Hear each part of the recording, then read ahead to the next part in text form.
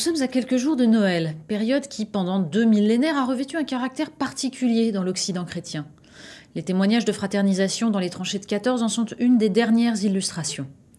Mais la popularité de l'expression « trêve des confiseurs » laisse entrevoir l'abîme qui sépare ce Noël chrétien de sa déclinaison dans une société de consommation et de spectacle.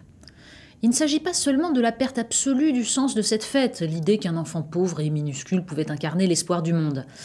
Le renversement total et potentiellement révolutionnaire de toutes les valeurs.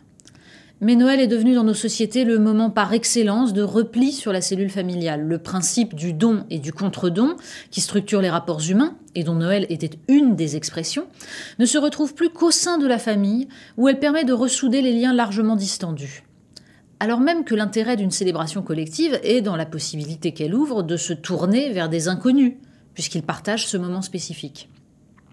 La question n'est pas de savoir si Noël est une fête chrétienne, il ne l'est plus. Mais on peut être parfaitement athée, profondément attaché à la laïcité, et se désoler malgré tout que les sociétés occidentales se soient montrées incapables de remplacer ces moments symboliques par d'autres qui remplissent cet office de fraternisation universelle.